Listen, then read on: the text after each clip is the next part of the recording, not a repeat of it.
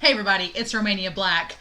It's been a while since we've talked about Hanako-Kun, hasn't it? So at the request of many of you, since we're not guaranteed a season 2 yet, I wish we were, a lot of you have said that I need to go back and read the manga. So I thought what I would do was start out and do a recap of leading up to where the anime left off. And that's kind of what I'm going to do here. And you're going to see it's going to be by the end of this, it doesn't quite recap to the end of the anime and where it was, and there's a reason for that. But so I went back and I started rereading from volume 1 of Hanako-Kun,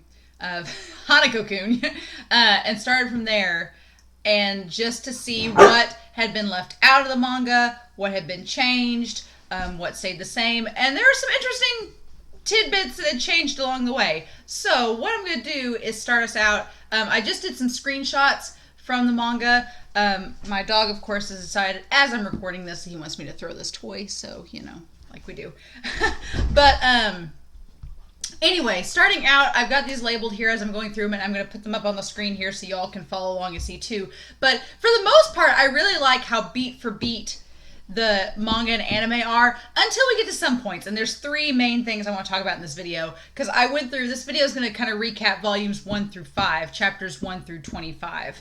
As it were, because then things start to get murky, and that's kind of where this video is going to end up at. But over here, chapters 1 and 2 are pretty spot on with the first episode.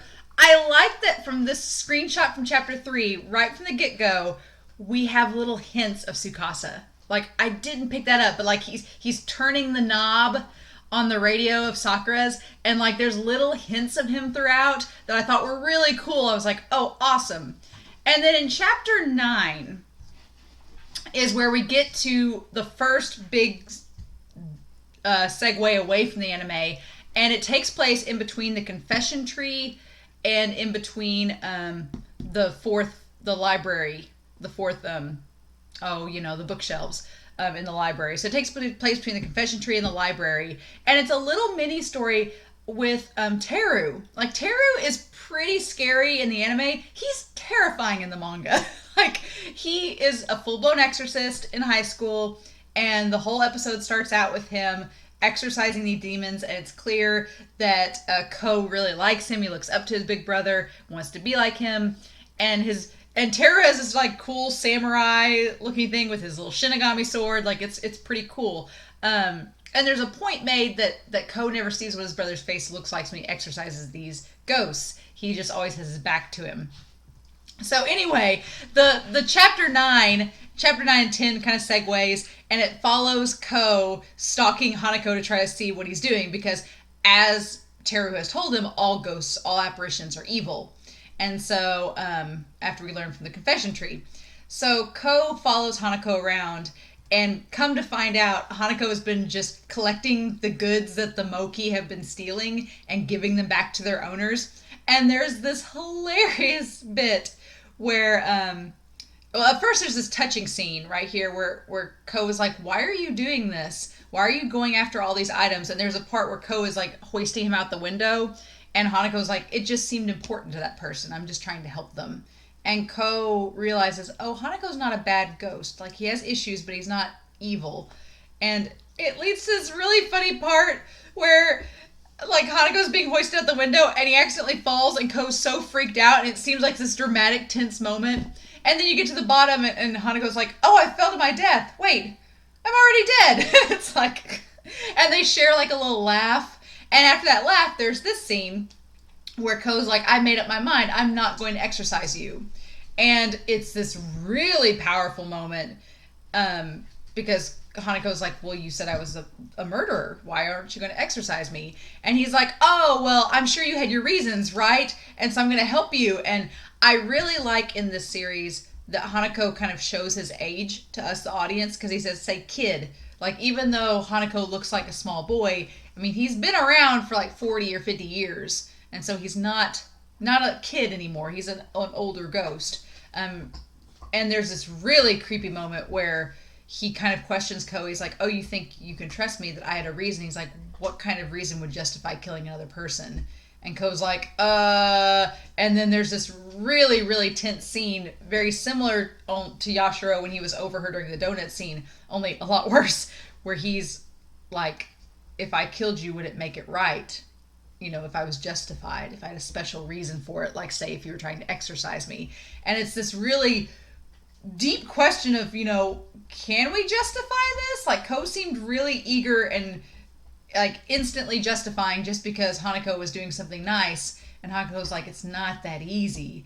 And it's a really powerful scene. And of course, Teru comes in right at that moment, and Teru kind of has the opposite opinions of Ko. He kind of takes Hanako's wording to Ko to an extreme, and he says basically, no matter what you do, you're still going to be a murderer no matter what. You can't hide what you really are.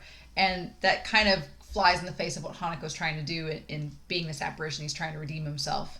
And so there's this really tense moment in the manga here where it just, the artwork gets super creepy and cool, and Teru decides, I'm just going to exorcise you right here and right now. And basically does what Ko did in the episode we met Ko, only a lot more effective. Like, he legitimately nearly hurts Hanako, and he's like about to stab him in the heart and basically exorcise him, and saying that, and Teru's really like harsh to him, but then Hanako kind of fires it back saying, you know, I'm trying to atone, but you know, it's not easy. Like, how can you atone for these things?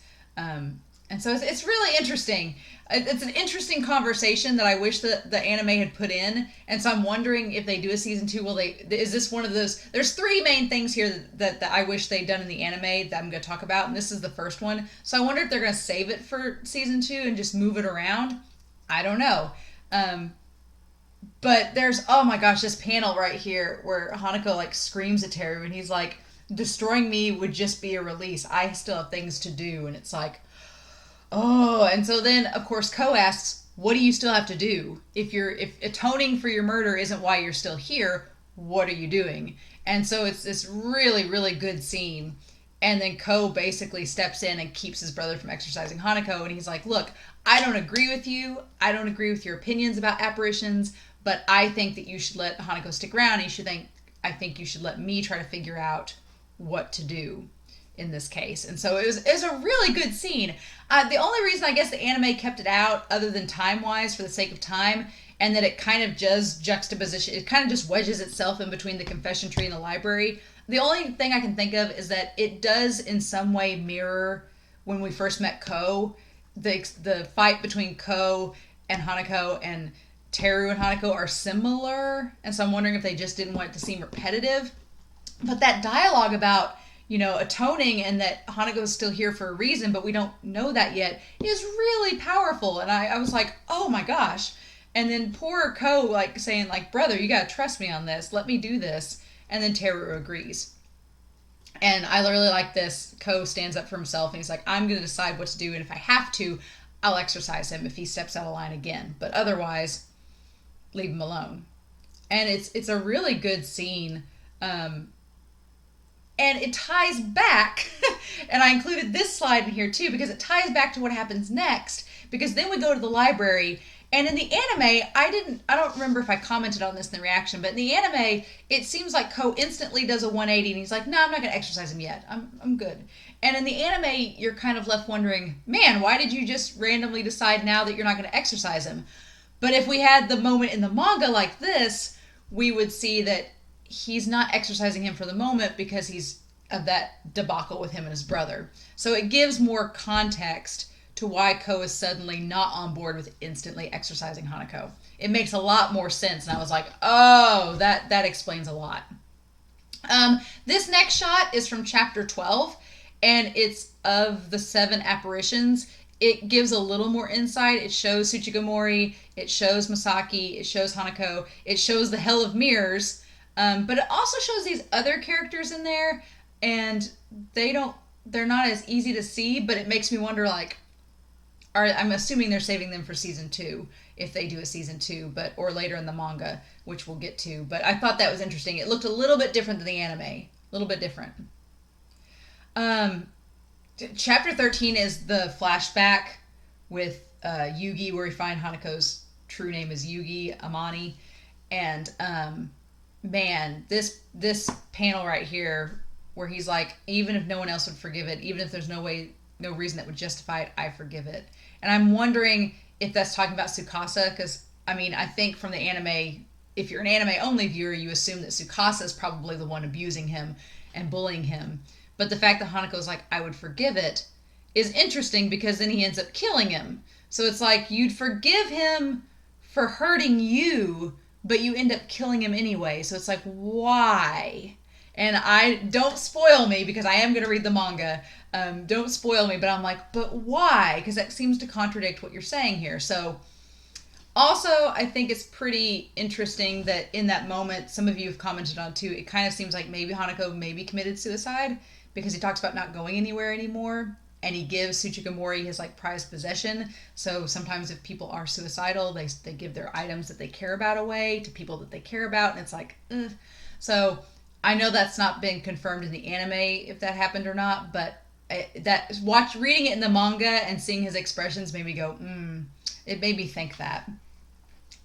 Also, it makes much more sense that we've had this moment between, in chapter 16, we have this moment between Ko and them, because that's when we find out, we go back to, what are you going to do about okay, chapter 16, let's talk about this. I was getting sidetracked.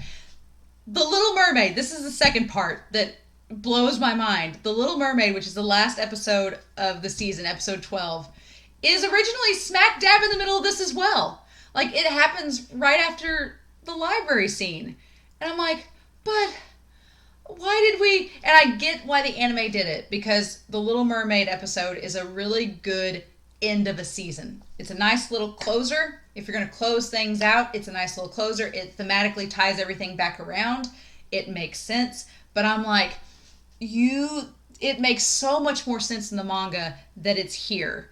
After the library scene, after we meet Tsuchigamori, that's when we have the Little Mermaid episode storyline. And it makes so much more sense, because then when we cut back to Yashiro questioning Hanako and questioning, whether or not she wants to become an apparition, this is taking place after the donut scene where Hanako just attacked her, and he's still like feeling bad about it. And then Tsuchigamori's like, hey, she wants to become a ghost. What are you going to do about that? And he's like questioning things too. So where it's placed makes a lot more sense. And it makes a lot more sense too that after that moment with the donuts, we have the Little Mermaid scene where he asks her to forgive him, and he's not just forgiving for the whole season, but he's asking mainly for the donut scene. It's like, it thematically and it pacing wise makes much more sense that it's right there. And I was like, oh, okay.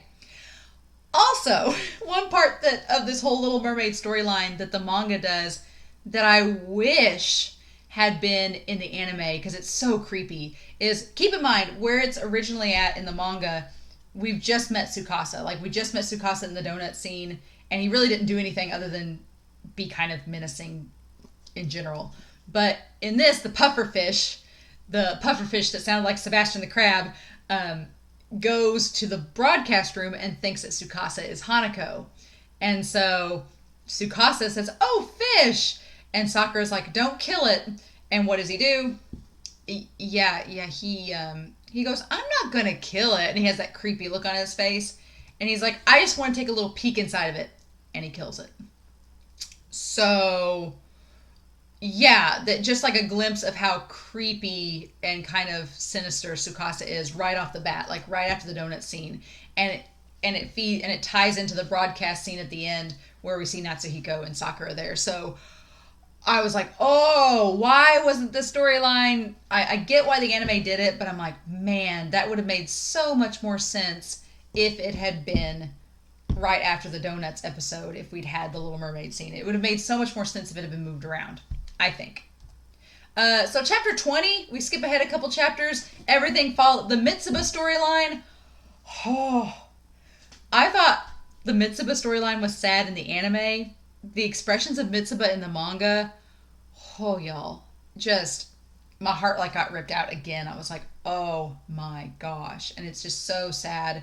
and seeing Ko cry at the end when he has all the photos and realizes that the photo that was needed from Mitsuba was of him, his friend. It's like, ugh. But right after the Mitsuba thing, we get, they do a funeral for the pufferfish, which is pretty hilarious. But we get this shot here of the mermaid, and they talk about Tsukasa and about the supernaturals and the girl, and they're worried about the girl.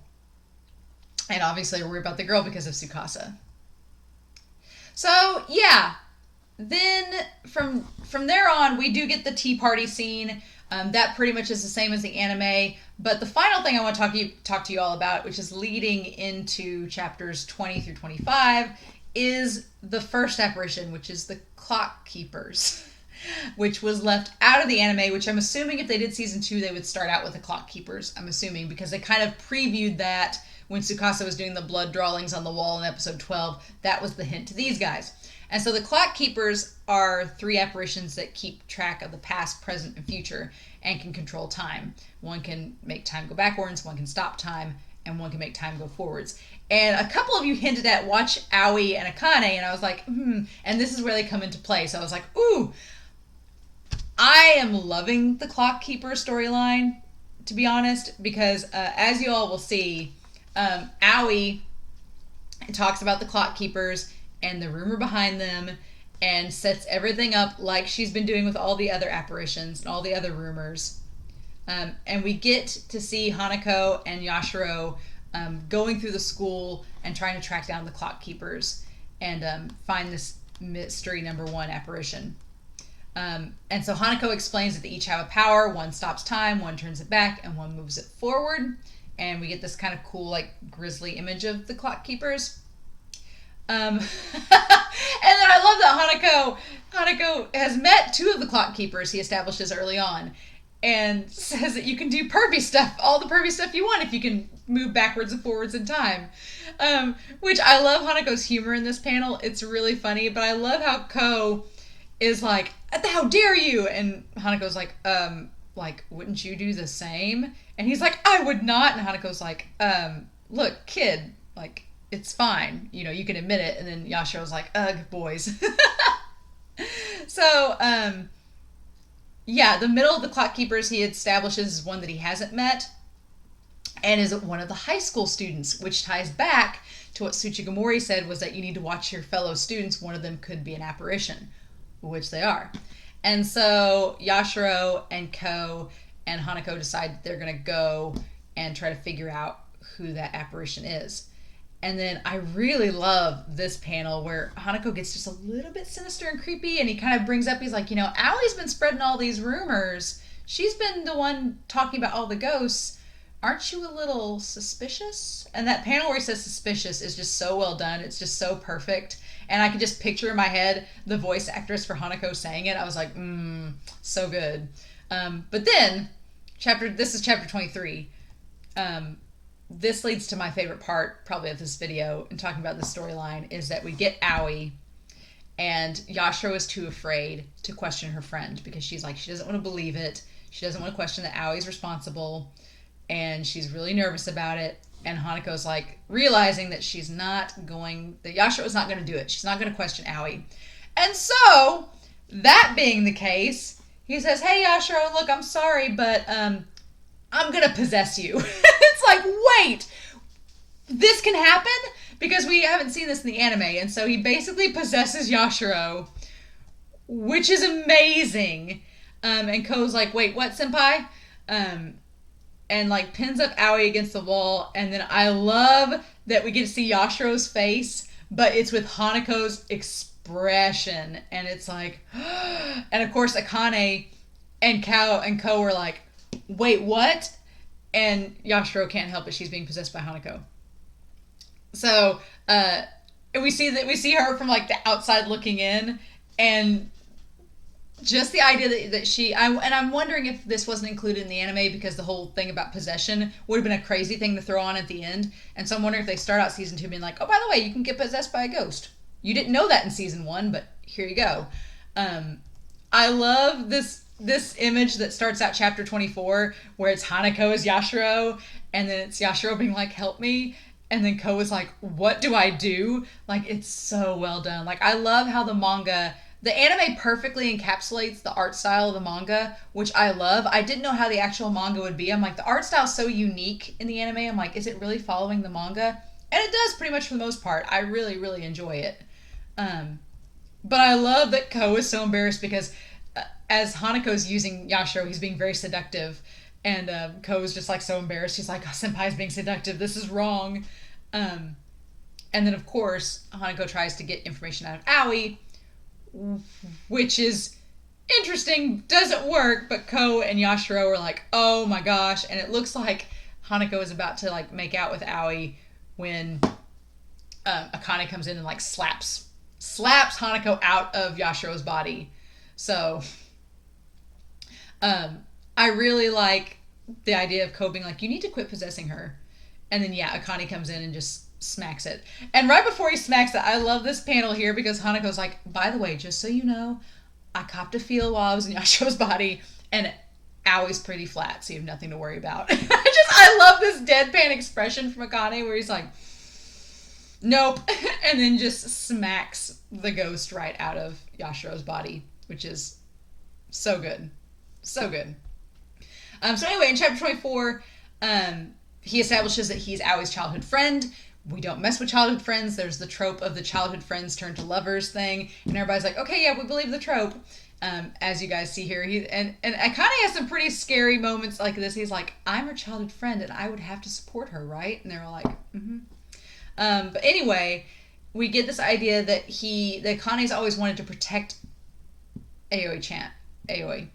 And so seems like Yashiro can kind of relate to that because whereas Akane's expressing this unrequited love, Yashiro kind of knows exactly what that feels like. And so you get this really tender moment. And then, of course, Hanako's like, I've figured out who the ghost is. And he sends this chandelier flying towards Aoi. And at the last minute, Aoi is saved by the clock keeper who stops time because that's what the second clock keeper can do. And it turns out that the clock keeper is, in fact, dun dun dun, it's Akane. And I'm like, oh, he's been the ghost. Cool. And it makes so much more sense because in the anime opening, Akane is shown with Teru, and I was like, why is Akane in the opening? He's had like 3 parts in this whole season.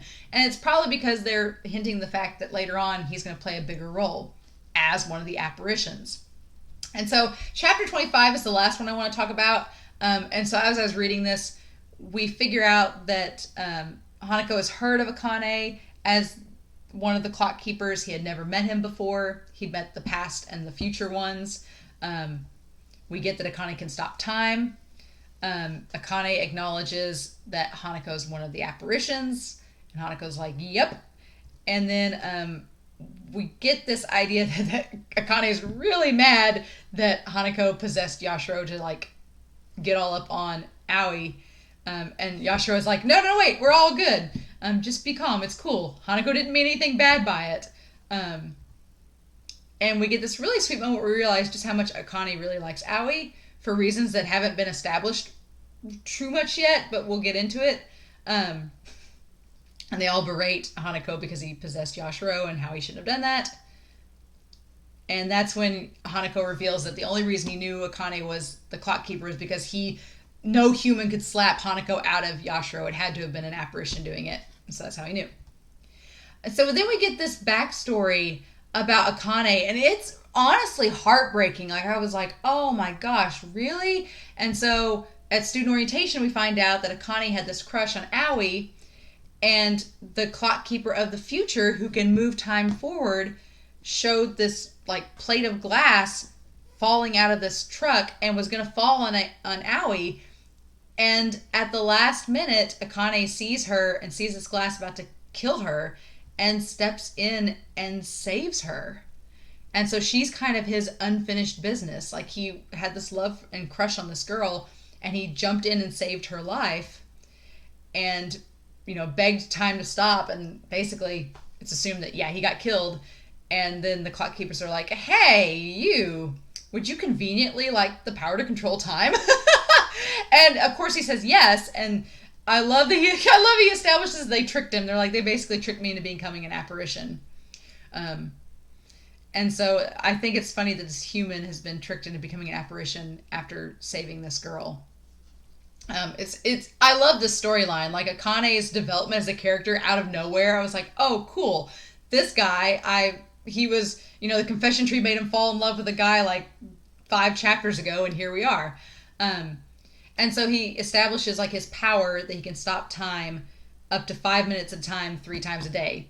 And I think it's hilarious he establishes that normally he uses those 15 minutes a day just to stop time and look at Aoi. And it's like, it's kind of creepy, but also really funny because if you could stop time, what would you do with it? And that's what he does as long as he's within the school boundaries. So he also establishes something that I think is really, really interesting. And that's that he has a contract as one of the 7 mysteries. And his contract is for 6 years until he graduates. So he's basically the clock keeper's slave for 6 years. And then I'm assuming that he gets to pass on after that. Or he's an apparition now. He's a ghost. So I guess after 6 years, he's still dead. He just doesn't have to be the clock keeper anymore. He just has to do his job until then. And I love that we get establishment that, because the thing I questioned in the anime was, does Ko know that Yashiro is tied to Hanako through the curse of the mermaid scale?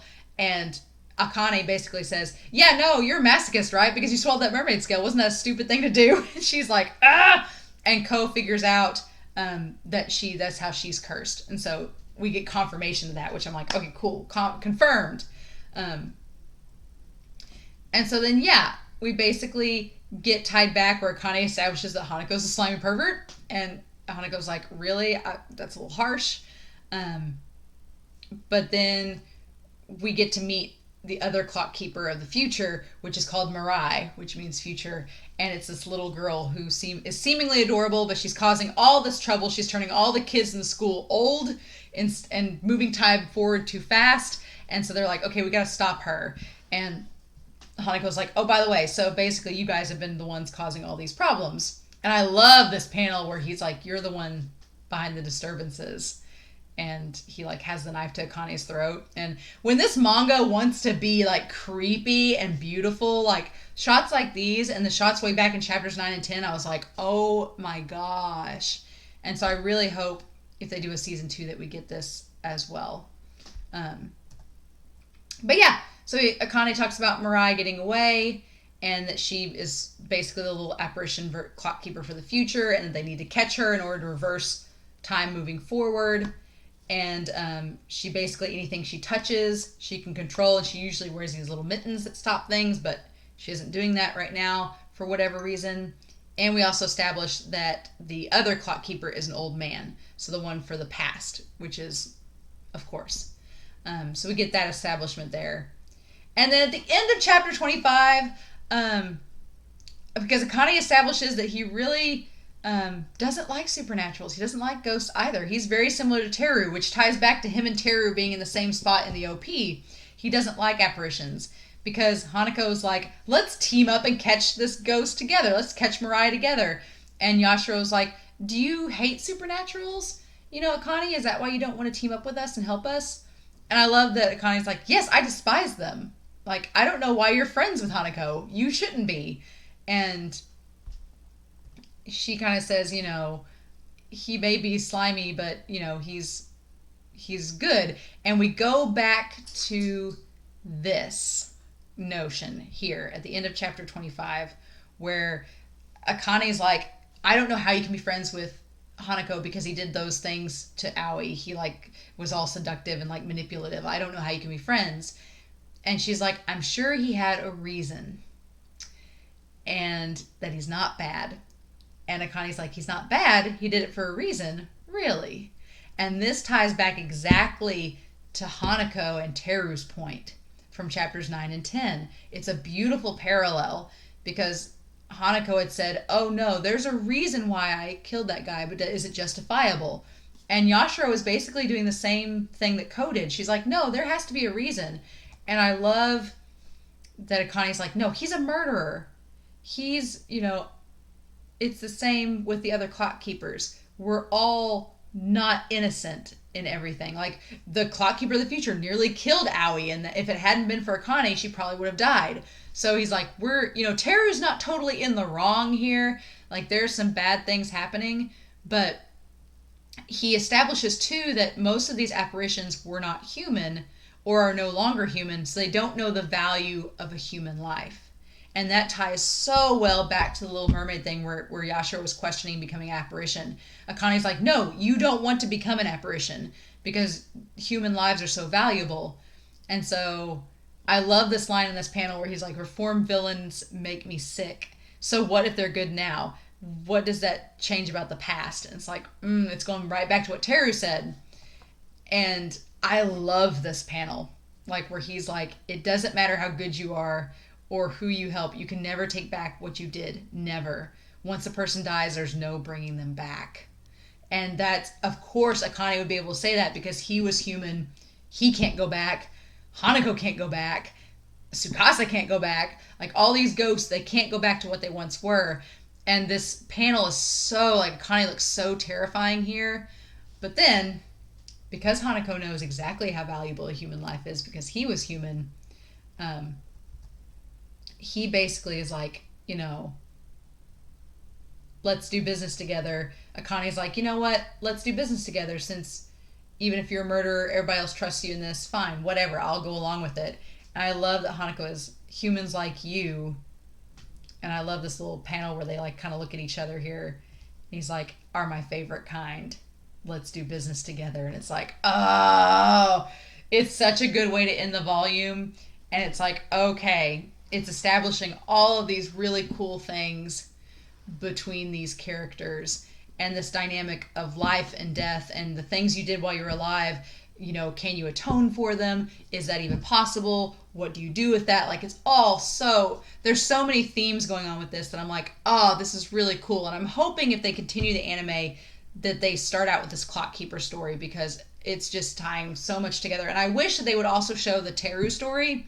So I'm wondering, the Teru story and the clock keepers are two main threads that they left out of this season of Hanako-Kun. So I'm wondering if they put it into season 2 and start out with that, what that would do. But anyway, the only other thing at the end of the volume, I love this, is when, Ko establishes like, oh wait, it's just like the Little Mermaid. And it's like, oh. So I was going to go ahead and start chapter 26. I was going to go ahead and start it because we still haven't in the manga gotten to the Hell of Mirrors part yet. However, after these last couple of chapters that were not in the anime, I was like, okay, really the only thing after this that I've seen already is the Hell of Mirrors, and that's it. Everything else, the Little Mermaid scenes have already been talked about earlier on. This new Clock Keepers thing is new.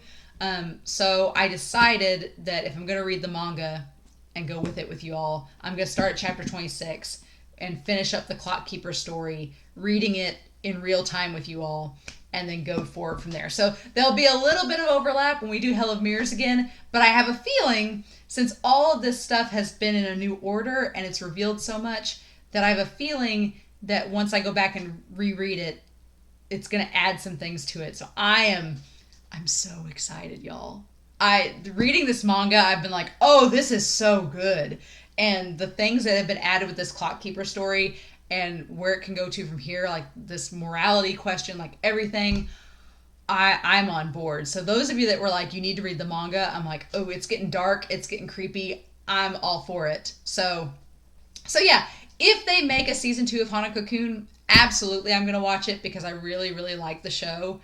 But I think in the meantime, because I'm having withdrawals, and after reading this manga, I was like, oh no, I want to see where this goes.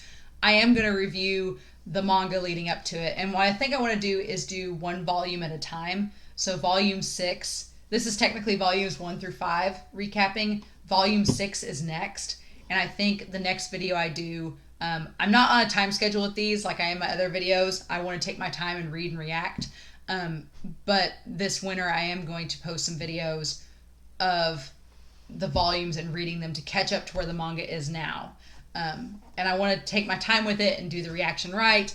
So I'm sorry if I've rushed through this. Like, I just wanted to catch up everybody and be like, okay, here's what I just got to. And now that I'm on chapter 26, I'm like, oh, I need to stop and go back and just do it one volume at a time. Because I think there's 5 chapters in a volume. For Hanako, it's a little bit shorter than most volumes of manga, but there's like a lot of pages in each chapter, so more so than usual. So that's what my plan is. I'm curious what you all think below. Please don't spoil the Clock Keeper's story for me. I want to finish it in the next video I do for Hanako-Kun and finish it up and kind of see what happens with Akane and Aoi and this Mirai and all this. So please don't spoil me. But the thing with Teru, from earlier, I was like, oh my gosh. And then the whole moving around of the Little Mermaid, like all that, like please feel free to comment down below because that floored me. Like the pufferfish dying, I was like, oh my gosh. But otherwise, my plan is to start the next video I do for Hanako-Kun. I'm going to start with chapter 26 and we're going to look at volume 6. And that's going to finish the Clock Keeper story and maybe go into Hell of Mirrors. I don't know if it's going to go right into it or not, but then go to from there and see what happens with Toilet Bound Hanako-Kun while we wait on season 2. So I hope you all enjoyed my rambling. I know I talked fast. I had a lot to go through. I'm like sweating. But I hope you all enjoyed that video. Please feel free to comment down below. Please no spoilers to the manga. I'm so excited to read this now and catch up because it just looks like so much fun. So in the meantime, I hope you all have a wonderful week. Please stay safe, take care, and I'll talk to you all again soon with more Hanako-Kun.